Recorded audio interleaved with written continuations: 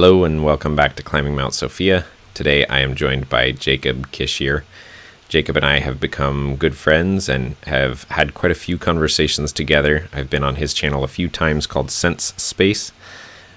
He also writes on Substack and has, I believe, maybe under the handle Culture Pilgrim, which is, there's some symbolism to think about there that he, I think, lives out really well. I have a great deal of respect for Jacob and have come to really appreciate his authenticity, and he's just a tremendous partner to have conversations with. He recently went on a very in-depth plant medicine retreat at a retreat center called Cumancaya in Mexico. A lot of our conversation is around what this experience, this transformation, this journey, the sacred space that he got to partake in. And I was really honored to get to hear these stories and to share them with all of you.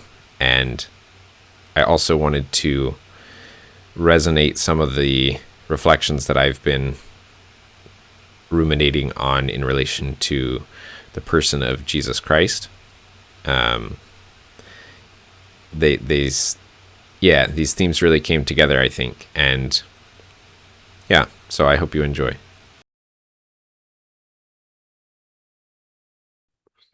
It's really interesting, actually, when you talk about the body and a sort of like everything contained within the body. Can you say more about that? Like, Yeah. Um, well, I was thinking last night about how healing in like contemporary Western culture, there's almost a little bit of a cultural sense that focusing on healing yourself is a selfish act. right. And I was kind of untangling that. And is my mic levels good? It's good. Yeah. Healing yourself is only selfish if you consider the self to be separate from everything else. Aha, nice. So, in the context of working with ayahuasca, um, with almost like rapid immediacy, it becomes clear that the process of self healing and the process of world healing are absolutely one and the same. Yeah. And I approached this past retreat I went on, Wild Freedom, at Cumancaya Healing Center, Mexico, with the intention of deeply healing and alchemizing very particular wounds within myself. Yeah. What I discovered in the very first ceremony with the Aya was that it was touching a little bit on that, but it was actually circling around like everything in my life in more of a mandala like fashion. And it seemed to convey to me that actually the way you like if there's a wound at the core, you don't get at it by kind of getting at it. Right. You circle around and circle around and circle around until the thing is released. And so the process of the first ceremony was really like a tour of all of the relationships in my life, going through like different friends I have back in the UK, family members, and just showing me like, oh, where does the medicine kind of want to work here? Where does the medicine want to work here? Where does the medicine want to work here? So that's like an experiential dimension of it, which really shows like when you like perhaps there's kind of a point at which you cross in the process of working with plant medicine where it shifts more into a collective works space. Yeah. Like you clear out enough of yourself that it becomes now, okay, I'm simply like working what's working through me. Yeah. Well, it's interesting because there's a couple things you said there. One of being the self not being separate, combined with this sense of like coming into the ceremony. I hear you saying there was like, okay, I have things that need to be healed.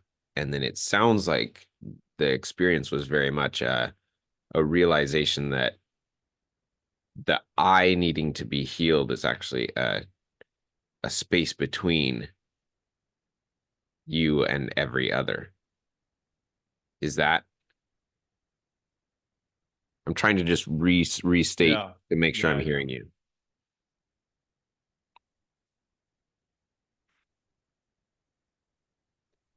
that it's not your pain.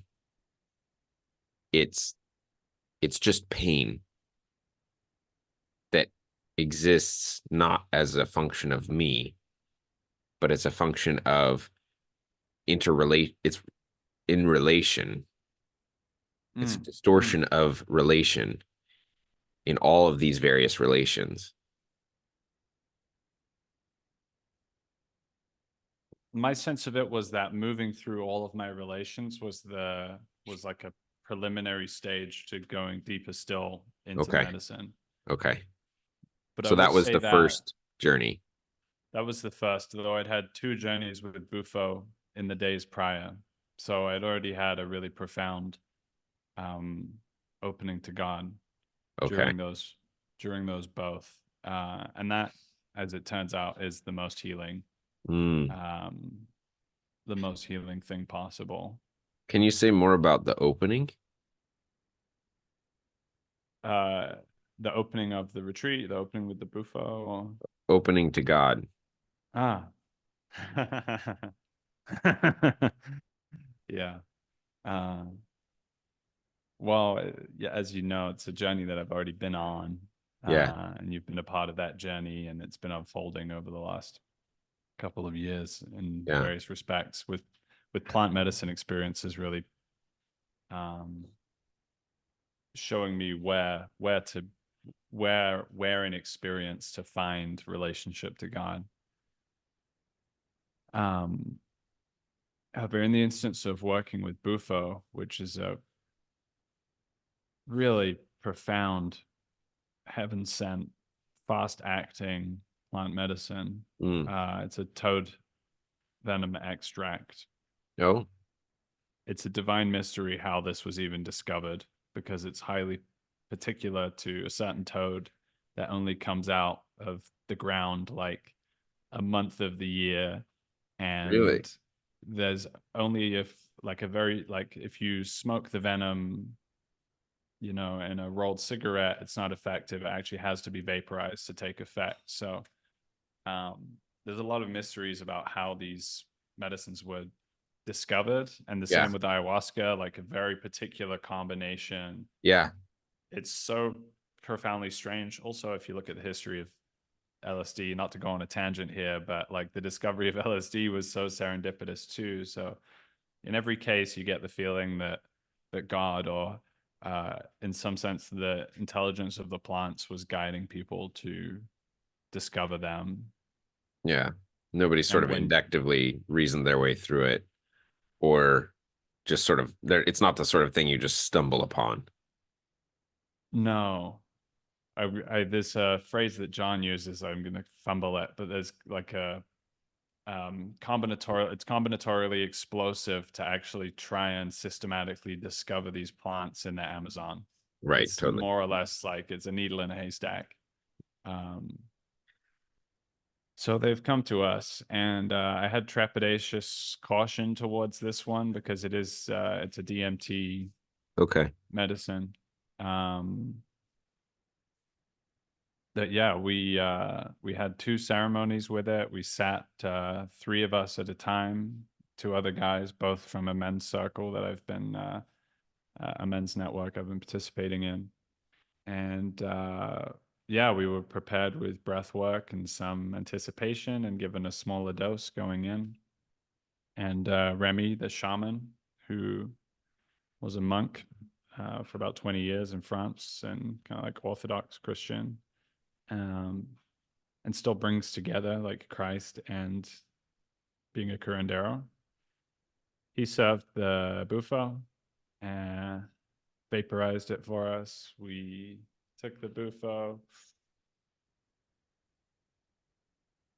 all the way in, and you're encouraged then to hold it a little bit like anesthetic and an old dentist, and like kind of, not counting down backwards, but like holding as long as you can. And as you're holding it, you just start like the most like gentle sense of total dissolution Mm. coming upon you. And from that, you're generally inclined to lie back on your mat. You could stay sitting, but it's much nicer to just like, you really feel like you're falling back like a feather. Yeah. Um, and what can I say? I mean, anyone who's gone really deep with psilocybin knows that there's a place you can reach, um, where surrender and trust have been deeply, deeply wedded, Hmm.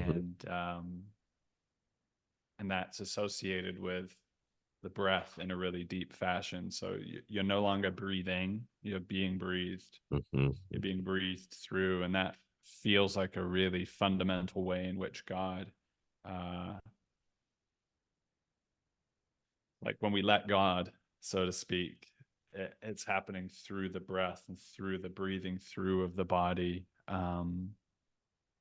And it's so different. It's so categorically different to just like cracking open Vipassana meditation or something like that. I mean, that's a great thing. And a huge, uh, it's a huge step from everyday semi-conscious breathing to like discover conscious breath. But this kind of like this, like Yeah. Yeah. it's just opening, it's resetting in ways that Yeah. um beyond your everyday capacity. Yeah.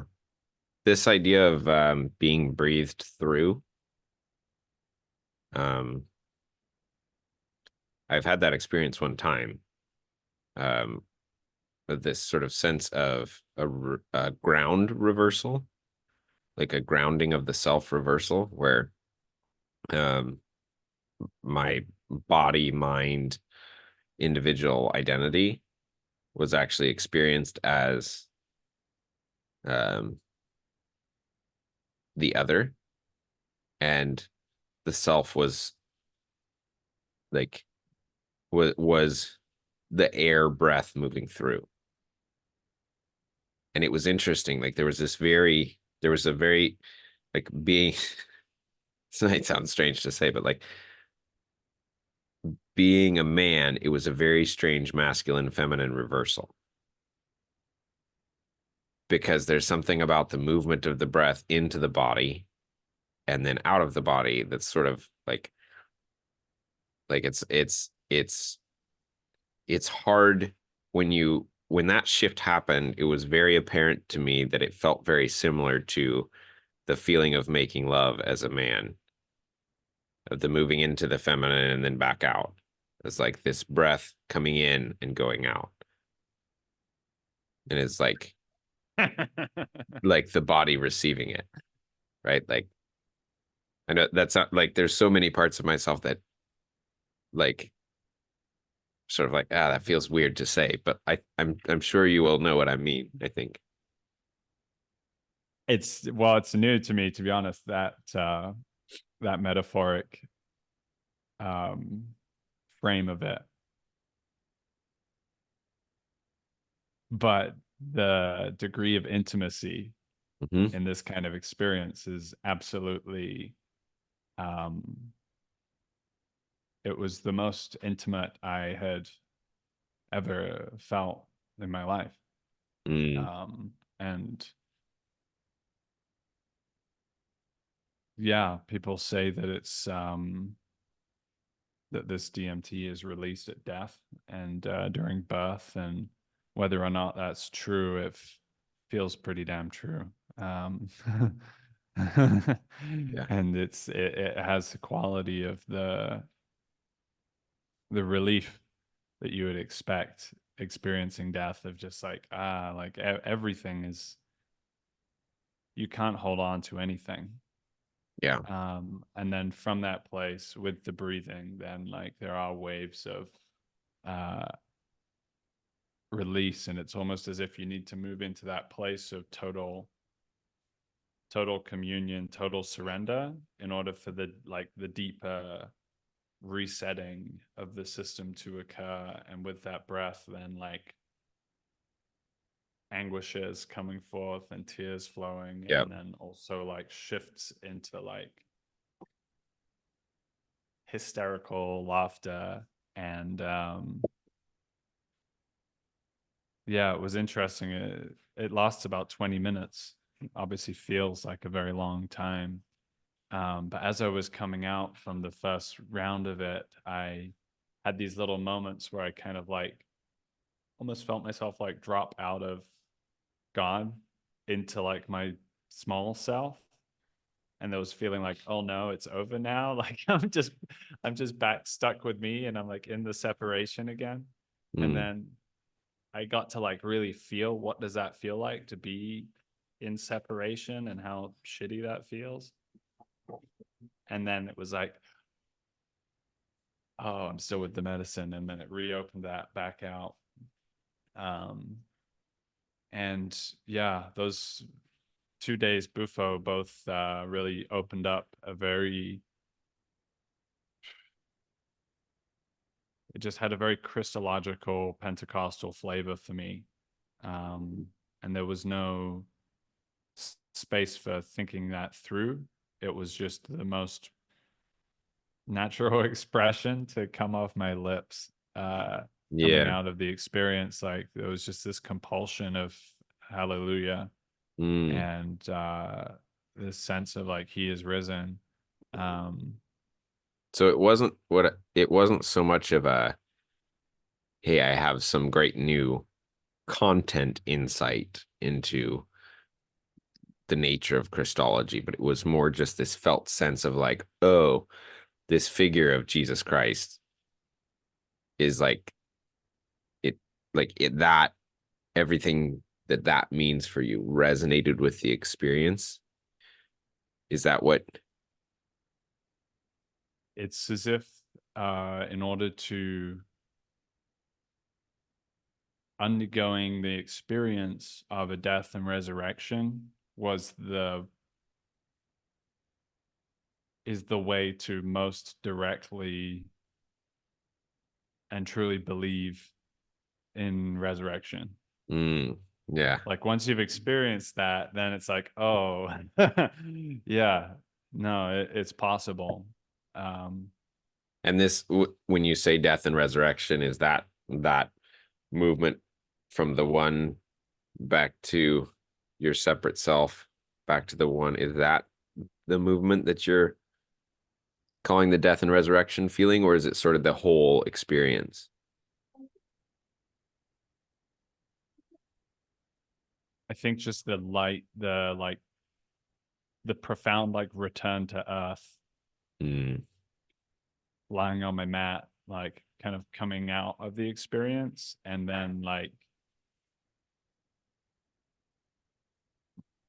yeah, just the tears shed. I got up and I hugged one of my brothers who was in the circle, and another one who's facilitating, and just like I was just like bumping into huge tears like as soon as I was hugging them. Like I was so raw coming out of this thing. And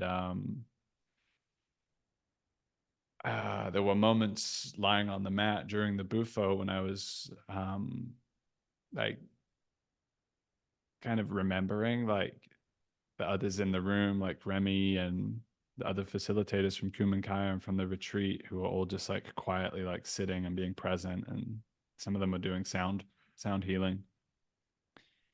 I was just like, oh, you guys are holding space for these mysteries? Like, no way. Um, it's like you, yeah.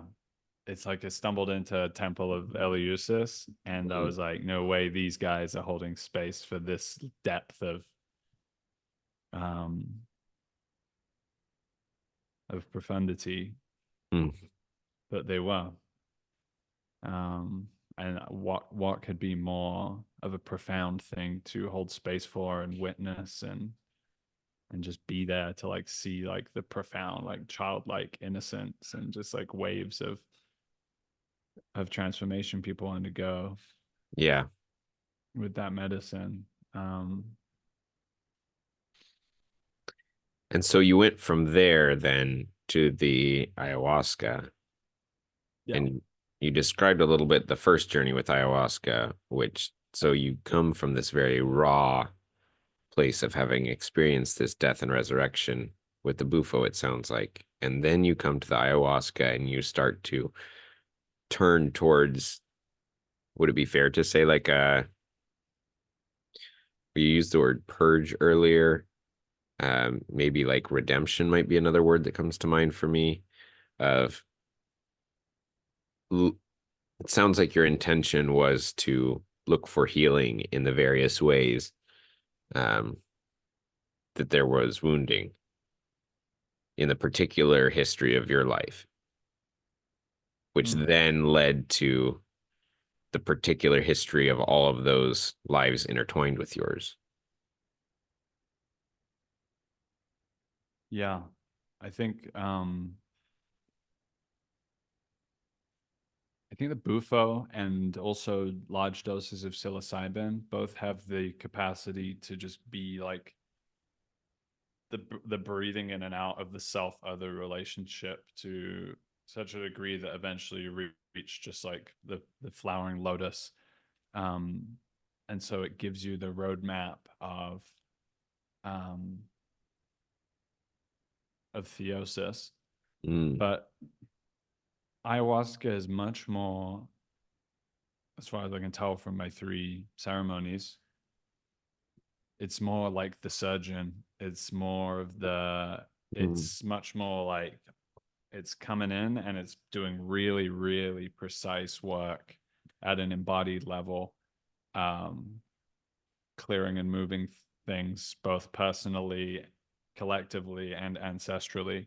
mm, Um, so it's less of like, I mean, it can lead to theosis as well, but it's less about just like, seems to be less about just going to theosis and more about like this, like you're with the medicine and the yeah. medicine's moving with you and you're going through rounds and rounds of different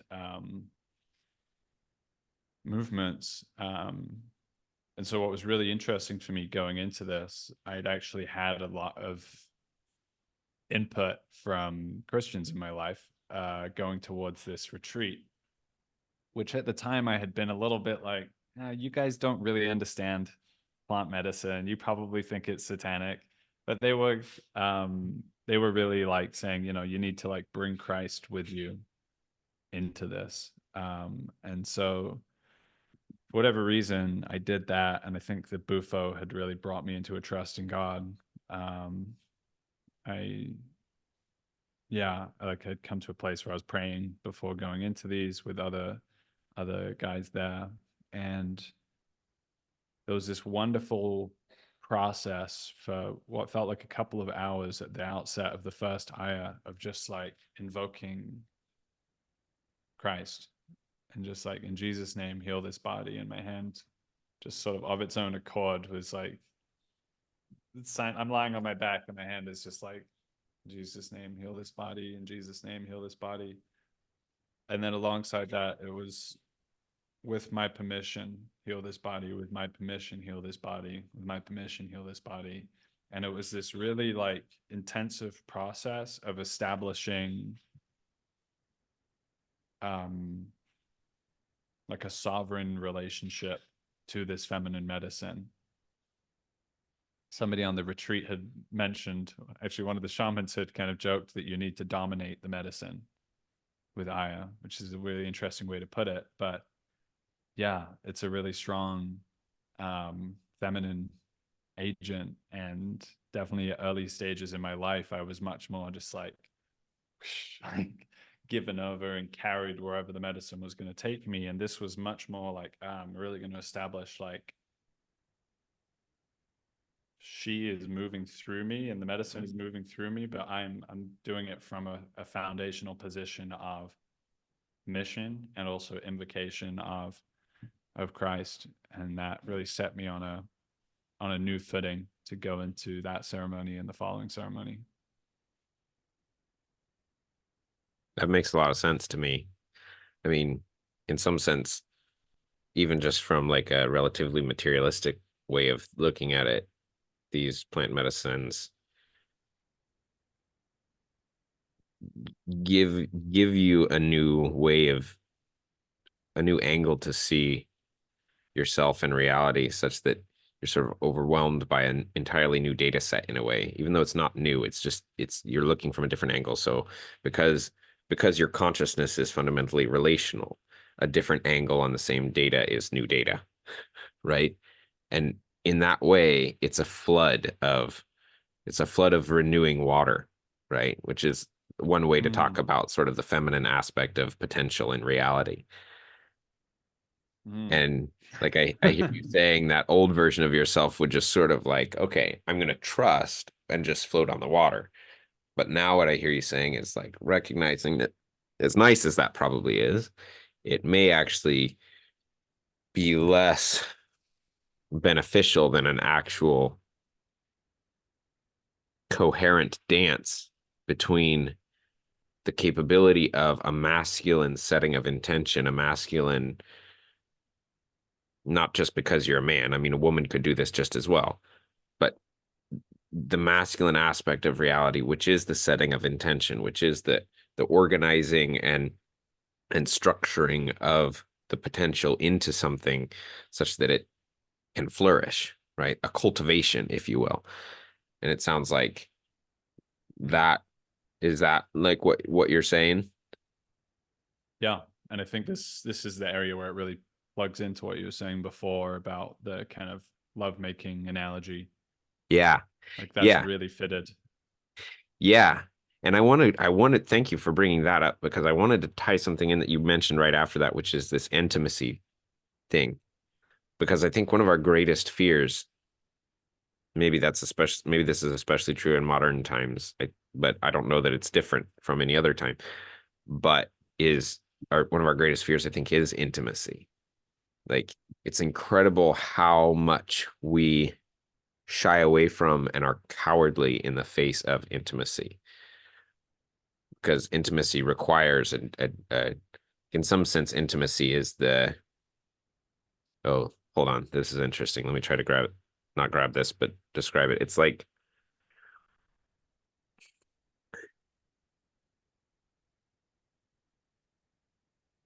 a proper participation of courage gives rise to true intimacy of relation.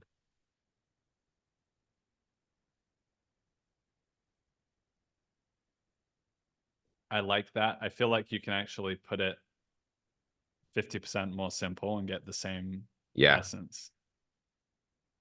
do it. Or at least that's what my slightly underslept brain Yeah, go for it. received, No, which please. was uh, the proposition that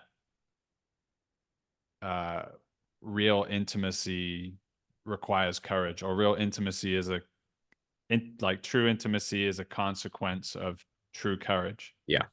Maybe.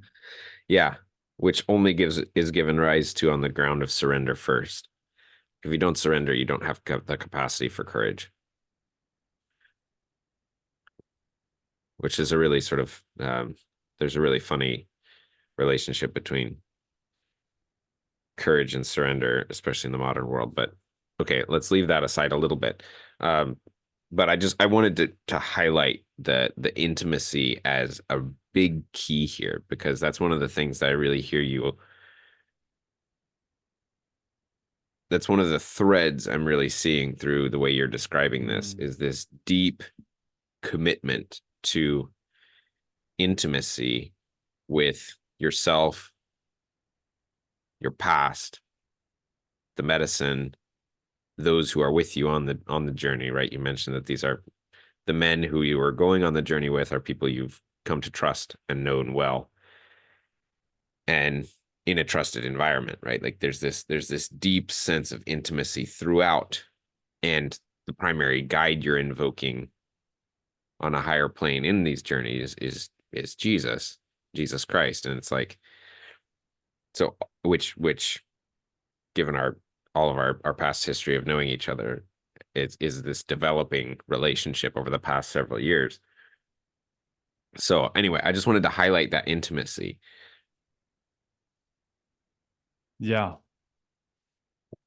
Yeah, I think that's very good. And with that is like a, one of the things that really shines out from this retreat experience was the combination of a commitment to the sacred among everybody participating, which was men and women, by the way.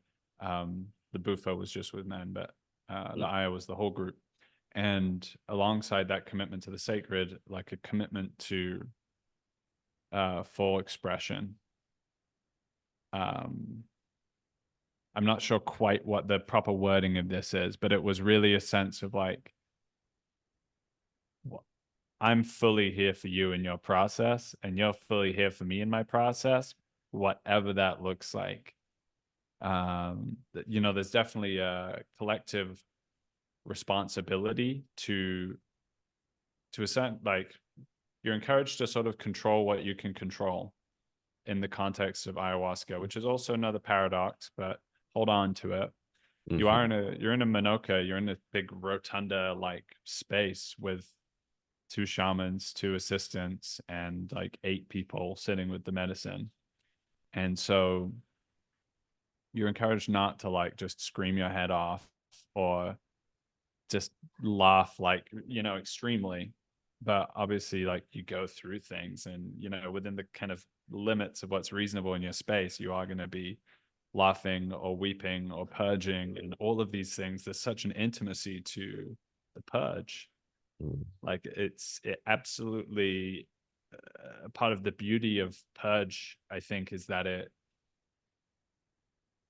strips away the pretense of,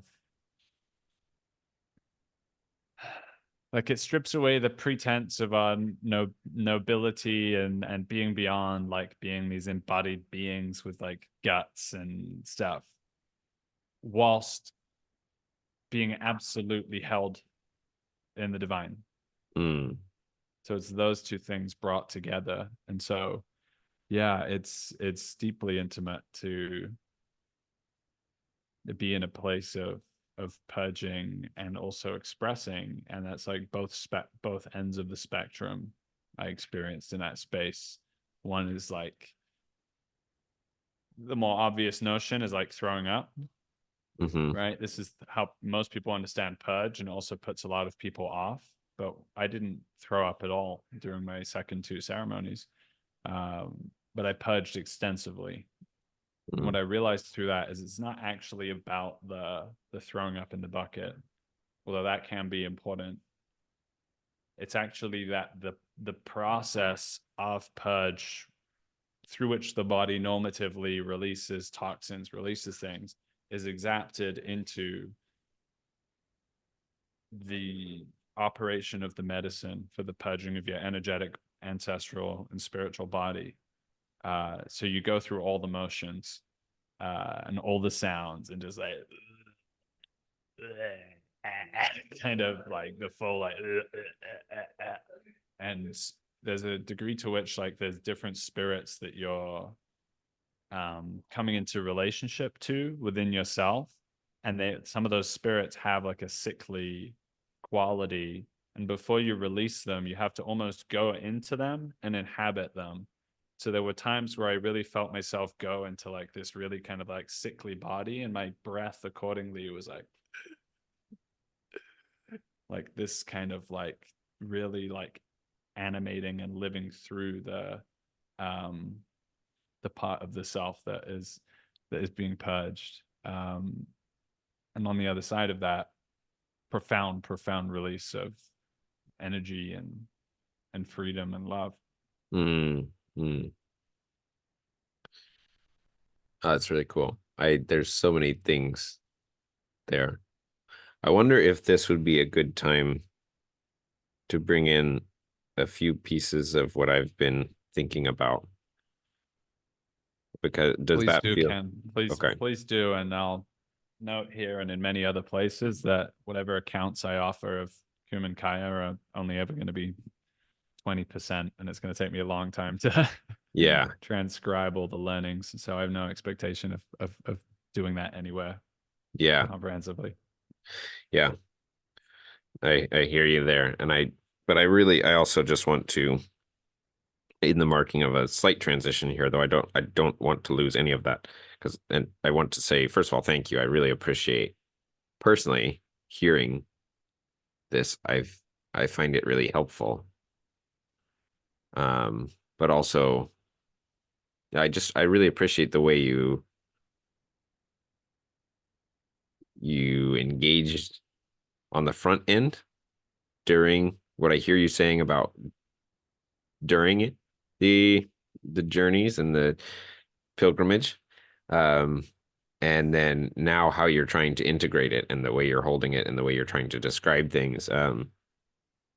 Like I don't hear this any of the sorts of things that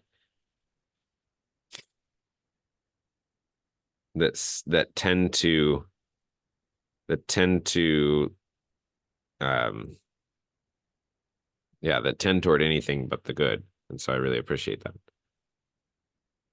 Um, so I want to part of where, I mean, we're always sort of in conversation and wanting to have a conversation, right? But like part of where this particular conversation had its root was in a tweet thread that I put out where I just sort of dumped some of the things that I've been thinking about a lot. And so I'll try to just briefly sort of like throw them out on the table here. So then we can try to, because I really want to hear, yeah, what might emerge from putting Yeah, these yeah. things here together with these things that you're experiencing, especially in this Jesus Christ Christology thing. So the first piece is I'm calling it existential Christology. I don't know if that's a thing already, but so Christology as being the study and encounter with this proposition, this idea that a particular man at a particular time was actually the incarnation of God himself, right? Of of all things. That somehow, even Eckart's God beyond God became a man, which,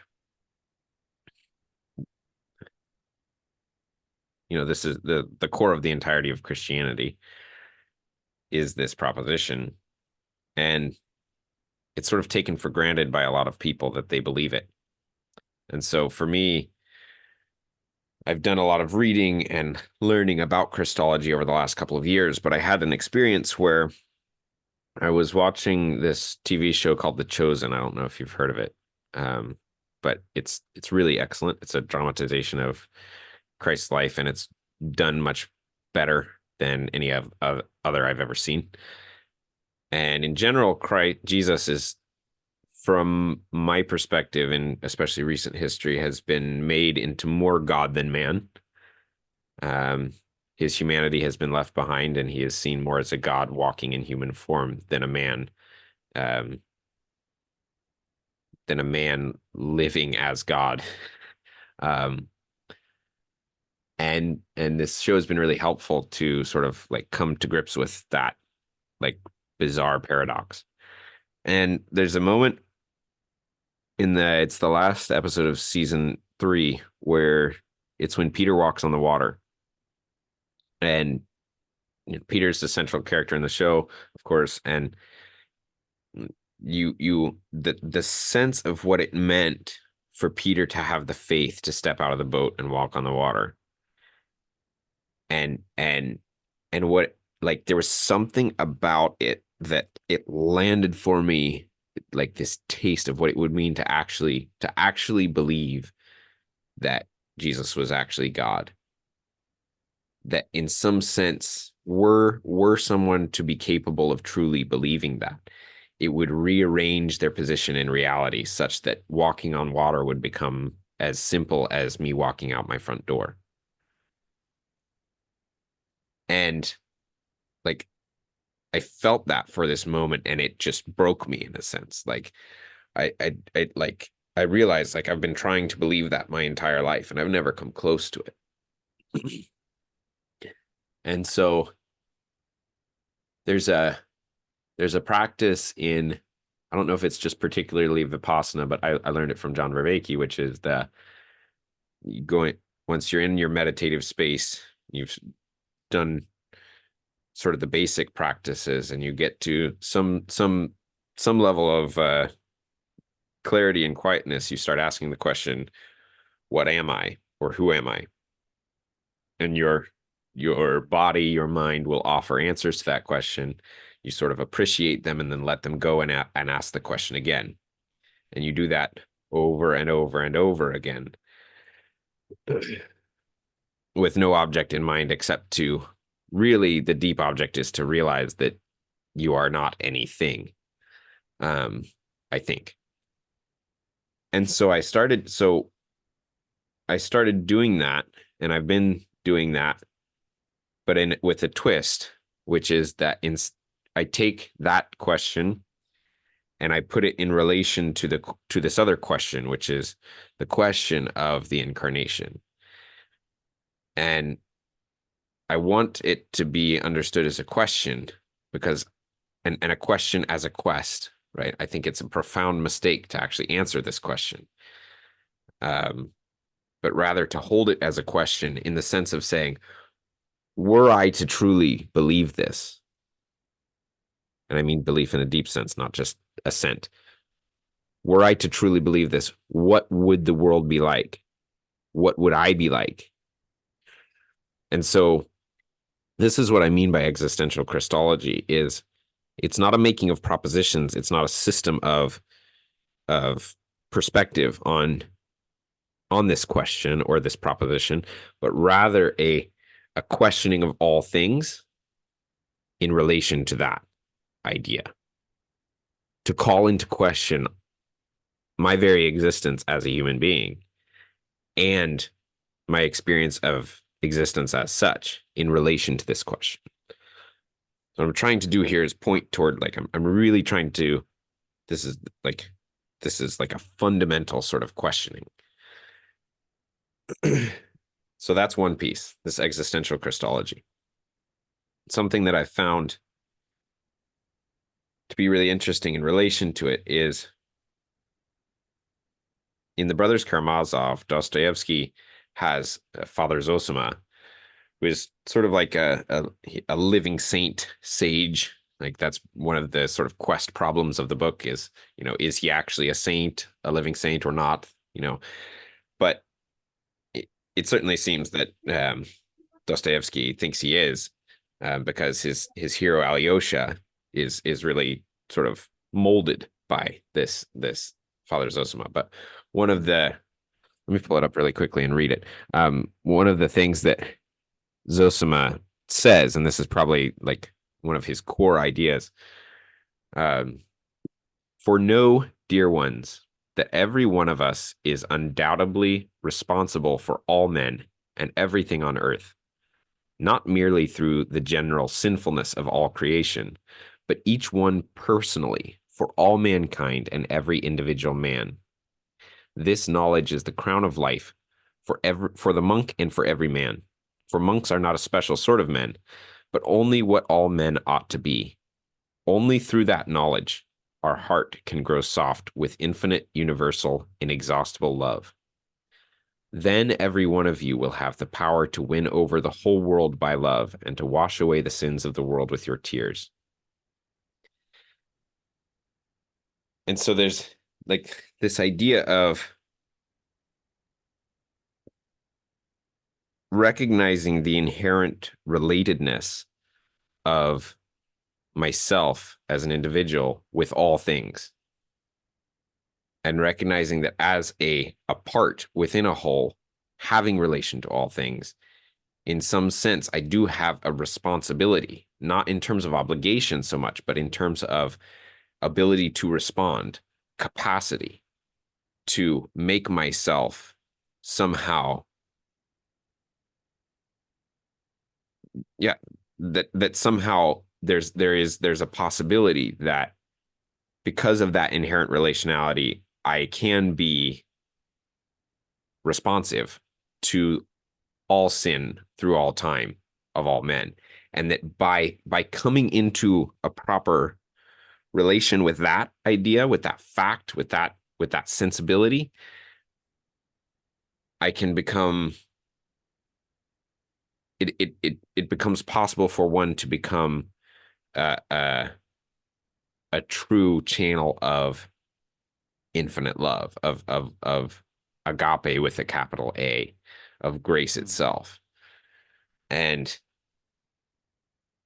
so what I've been noticing is that in doing this practice, because this existential Christology, as much as it's this idea and these words that I'm saying and this conceptual space, I think really it's a practice. It's a practice of, for me, it's a practice of coming in and again and again and again into this space. And what I've been noticing as I do that is that it's reshaping who I am as a person.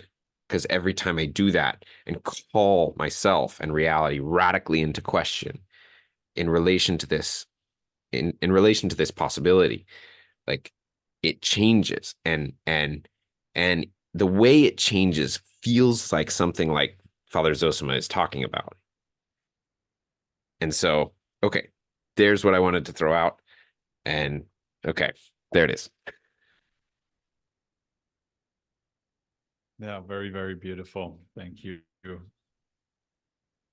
Have you just read that recently, that book, or are you revisiting it?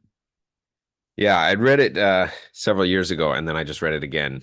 Yeah, I just finished it a week or two ago. Okay. Yeah, I really like this idea as a practice because I think it points to the unreached horizon, the process of attaining, and rather than a binary switch.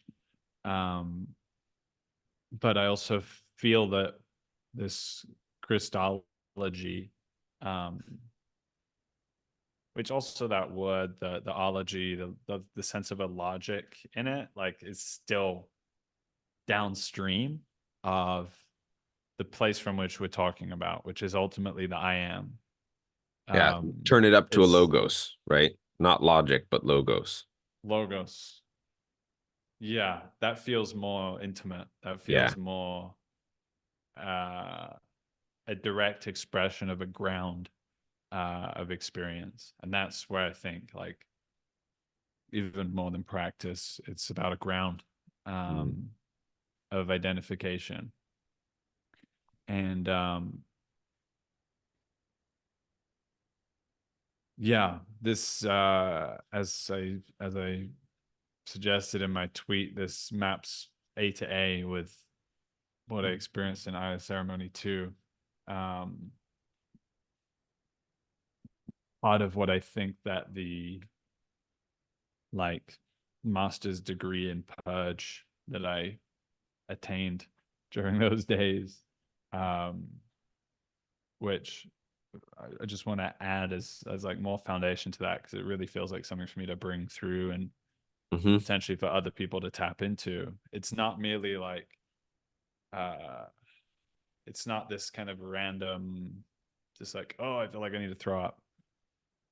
It's like lying back, coming into relation with the medicine, feeling the medicine move, and then at a certain point starting to experience movement in your body that is not self-directed but is with permission. And for Christians, this is going to feel very witchcrafty, and they're going to have to get over it because it's actually the Holy Spirit of the medicine that's moving.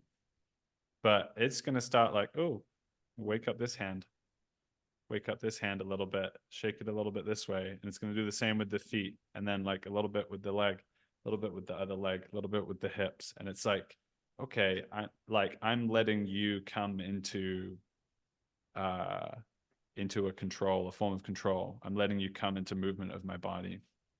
And then from there, it can get highly, highly precise. And on several occasions, what I find happening is I'm lying back, my hips lift off the ground. You know, my knees are up, my hips lift off the ground, and I start having this very precise, like the whole axis of my hips and gut area becomes like an instrument. And the instrument is being very particularly shaped out through subtle manipulation by the medicine, in order to like sense and locate things within the energetic body and within the ancestral body. So it's through that ongoing process of shaking, which does have some rhyme with things I've seen from like Christian ecstatics, Mm-hmm. but it feels more precise. It doesn't just feel like shaking with the spirit. It feels like a masterful surgeon artist is moving.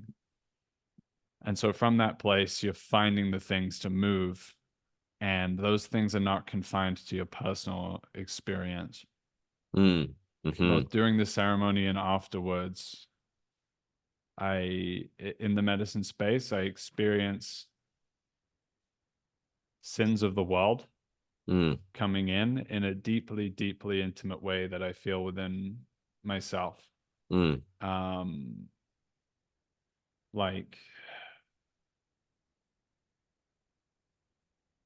from this ground, you contend with uh,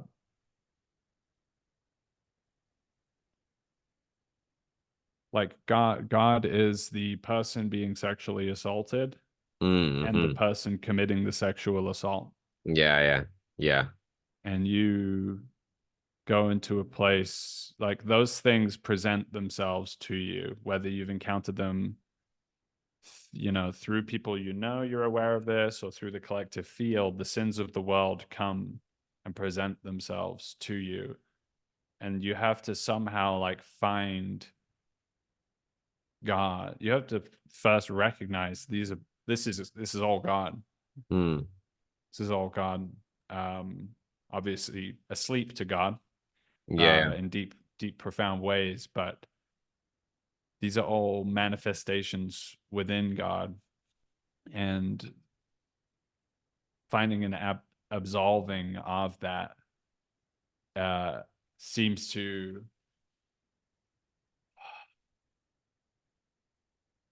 like, in order to not fall into despair Mm-hmm. in Mm-hmm. the opening to the the collective pain of the world, Mm-hmm.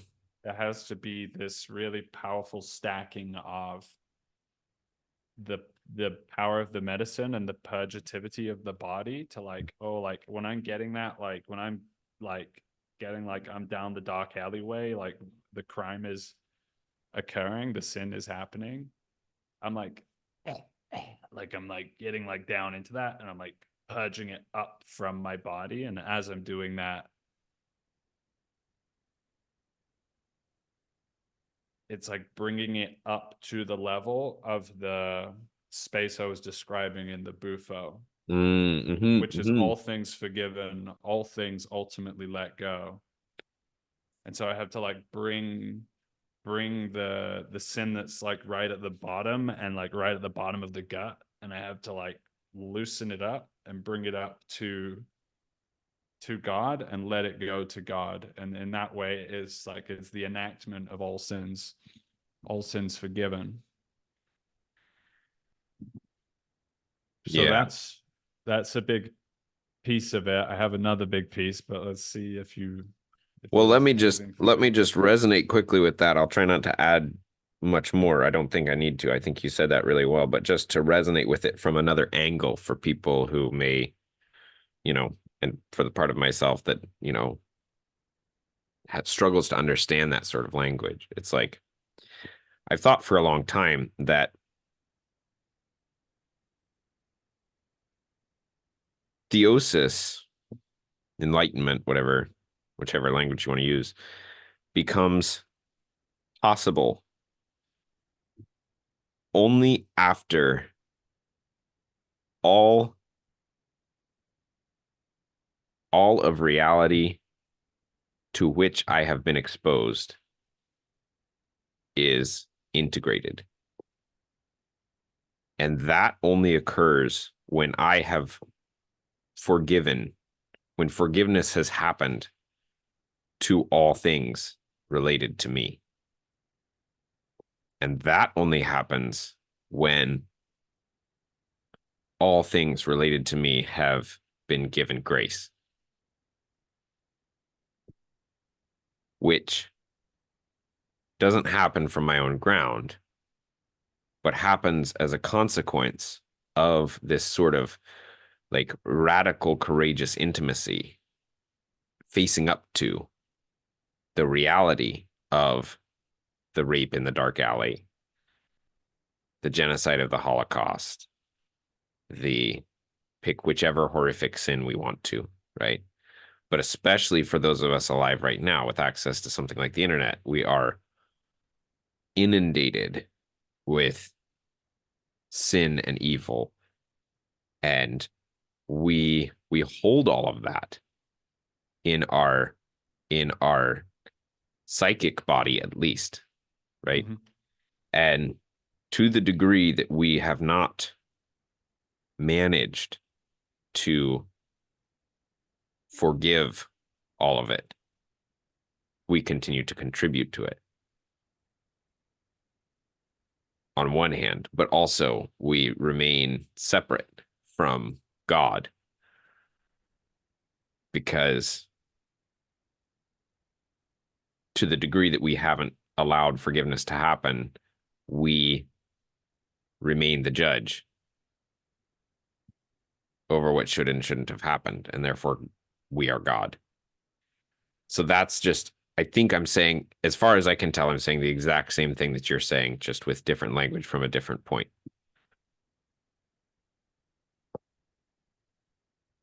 Yeah. Yeah. As I listen to that, I hear there's a kind of there's a mirror in the courageous intimacy that the courageous intimacy with God and the courageous intimacy with man. Yes, Um, yes, yes, yes, yes, yes. yeah. And this now, and now we're right back to Christology. Yeah. We're right back to Yeah. Jesus and the death and resurrection, Um, and especially the passion. mm, yeah, it's interesting. Both for myself and it seemed like most people in the ceremony, the second Aya ceremony, came back with some degree of reports of having experienced immense sufferings or tortures of some kind. Interesting. Um, and as suggested by what we just said, whether something occurred in the collective or in your personal experience is not categorically significant in the medicine space because you have to a degree let go of your personal identification with what's just yours, and it's more about your capacity to bless, move, purge everything that's coming through the space. And that's precisely what the curanderos, the healers, the shamans are doing, as far as I understand, like at an energetic level. And with their Icaros, they're engaging in the same process we are, by ourselves, but for the whole space. Right, right, And they're right. taking dark energies that are coming and they're kind of like netting them up and giving them to God, netting them up, giving them to God. Yeah. Um, Well, that's a cool way to think of that. Yes, I like that. Um, it makes spatial sense as well in the context of the Maloka because it has like a sun window, like a circular sun window in the top, and then it's like beams coming down as a rotunda. So it really is like the light is in the center at the top, and yeah. You had a second point that you were going to go to. I don't know if Yeah. it's still there for you. Oh, it's still there. It's just it's gonna be there for a long time. It's more of a mystical apprehension, which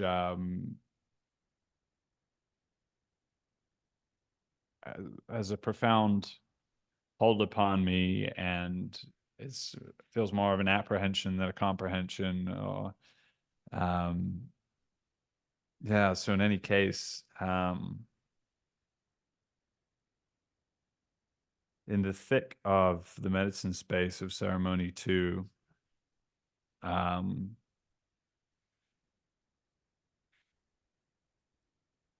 I'm pretty sure this actually happened during my personal Ikaro. So, in the medicine space, shamans, at least the ones who are trained in Shipibo, have these songs. They're very different to any other kind of song you've heard, and they make really strange sounds, which like help to like move the medicine down into the body. And they're like some of the sounds are very guttural, some of them are very beautiful, some of them are very painful, some of them are very light. And you're very affected by these. They really move, like the medicine sits in wait for the songs to begin, and then when the songs begin, the medicine starts to move. So this is also just like paradigmatically shifting a notion of the effect of the sound. Mm-hmm. Mm-hmm. We would go up to the mat in front of the two shamans, Remy and Ashley, for a personal Ikaro, and we have spoken with them about what we're there to heal, to work on, and they tailor their Ikaro toward that.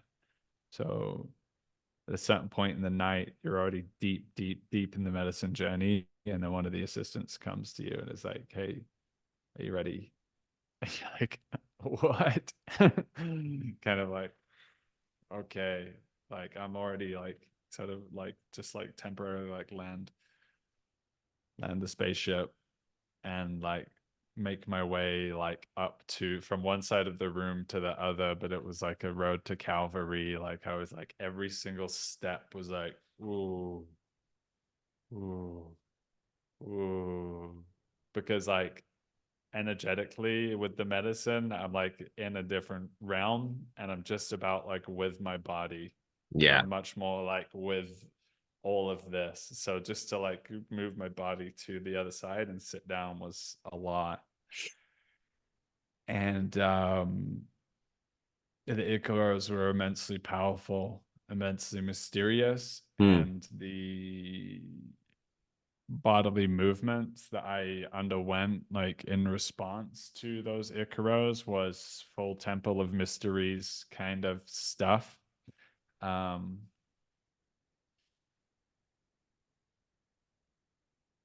in the course of that space, I seemed to hop through into a space outside of normative time in which I was experiencing like myriad different lifetimes. And I want to invoke the phrase because I something I heard at Monastic Academy. It's one of the Buddhist kind of invocations, like myriad lives without number is really that's the feeling of what it was. It was like cycling through these different lives and being fully, fully absorbed in the reality of each of them. And then, like, at a certain point in that process, there was like this popping of the bubble and just being like,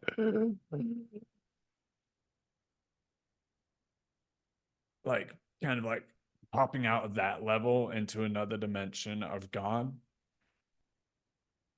And then there'd be like a kind of a sink back down into another one. Hmm. And this process went, well, time isn't really helpful to me in understanding it because it was like an orthogonal dimensional situation to what we're in now. Um, in the midst of that, um, yeah, a lot of connecting with lifetimes of suffering of different kinds, different people's experiences. and a whole lot to do with um, kind of like being soiled in the Mm, sense of like Mary and like the sense of birth, like just being like soiled before the divine. Um, mm, and in this case, literally, because I actually pissed myself at some point during the night. And I was so deep with the medicine that for several hours afterwards, I actually couldn't tell whether I had indeed pissed myself or this was actually part of the vision that I had wet myself. And this, because it felt so like it was such a profound, like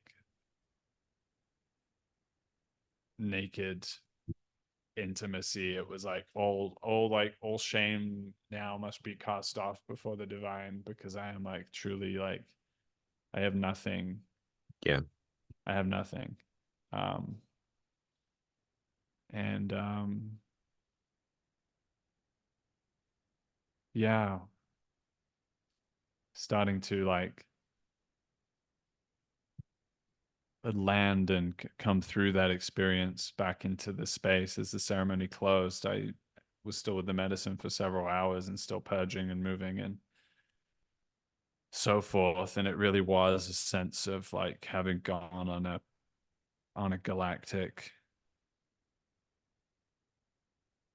journey and been brought back.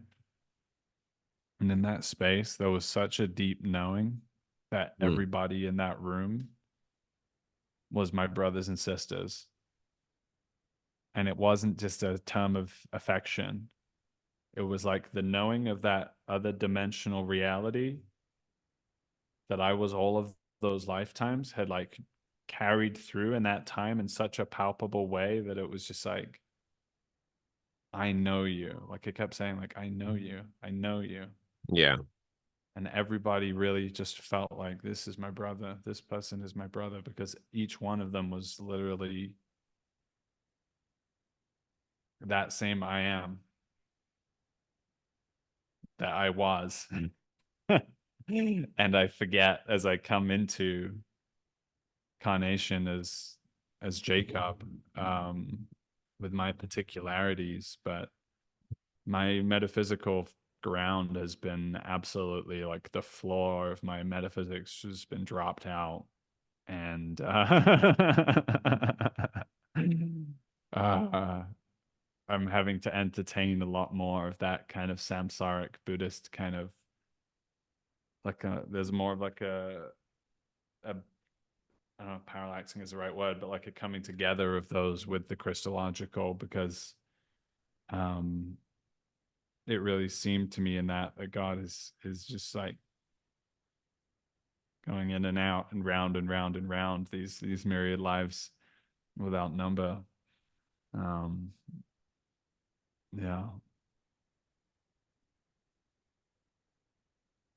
So that was I thought I was going in there to heal my personal wounds. And what actually needed to happen was I needed to drop the floor out of my entire reality in relation to God in order to just like obliterate the root wound of that. And it has been obliterated. So hallelujah.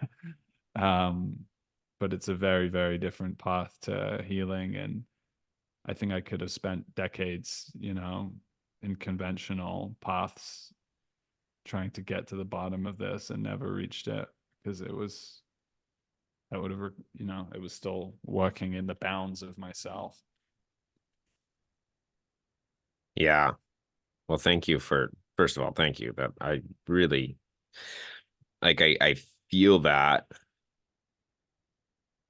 Yeah. Yeah. Like, and I really, um,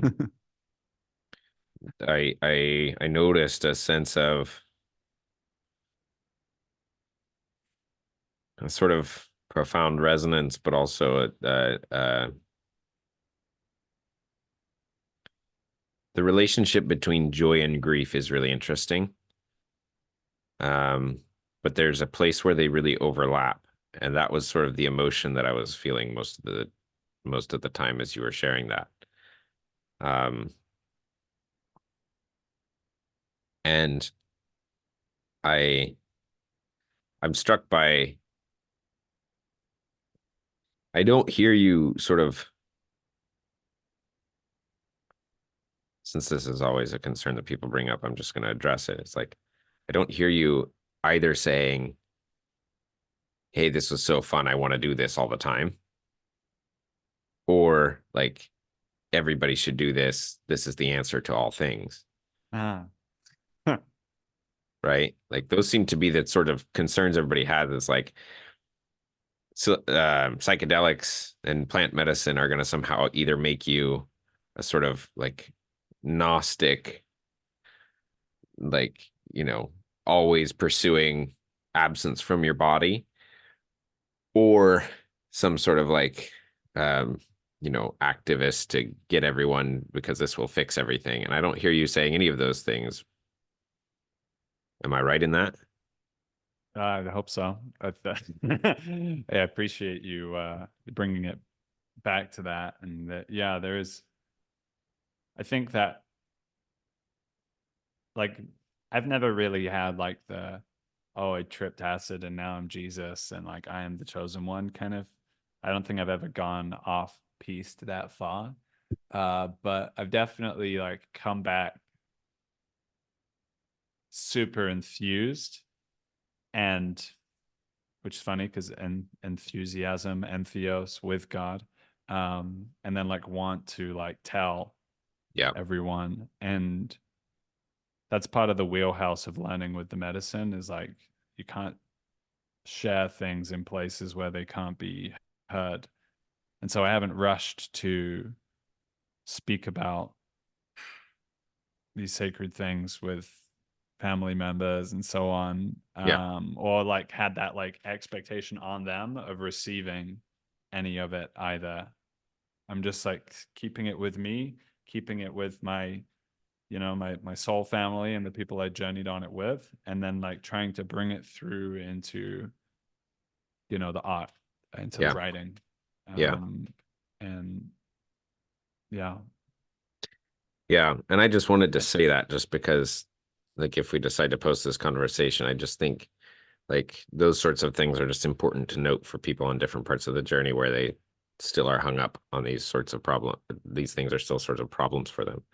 can I But state just two more things yeah, in yeah, transparency? One is I feel really renewed and I want to enjoy my life to the richest. Like there's a desire now to build and to create and to live a richer, fuller life because the obstacles are kind of effaced by the depth of the experience. The previous bounds are less thick, and the sense of like the multiplicity of lifetimes also kind of frees up a sense of like what you could do in this one. Um, Alongside that, there is a sense of intention to return to this medicine. And for me, it's a realization of a calling to be engaged in medicine work, not on behalf of myself or the collective, but on behalf of both. And that this is part of my call is to become skillful at moving this stuff through me. Um, and it seems to resonate a great deal with my interest as a child in becoming an exorcist when I was older. So yeah. That's a whole nother direction that would be really interesting to go in, but we probably don't have time for. Um, yeah, it's interesting. Like I would say like this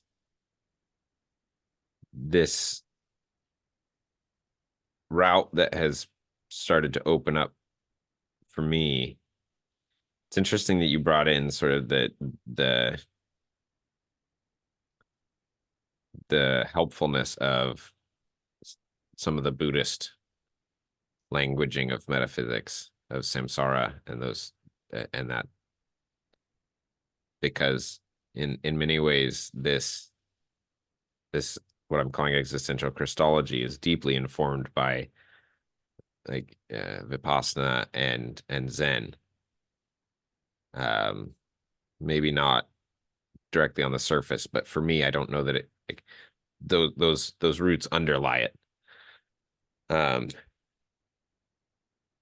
Although it's obviously Christian, like it's straightforwardly Christian, but I yeah, yeah, and I just yeah, like there's so much resonance here, and I really appreciate adding this dimension of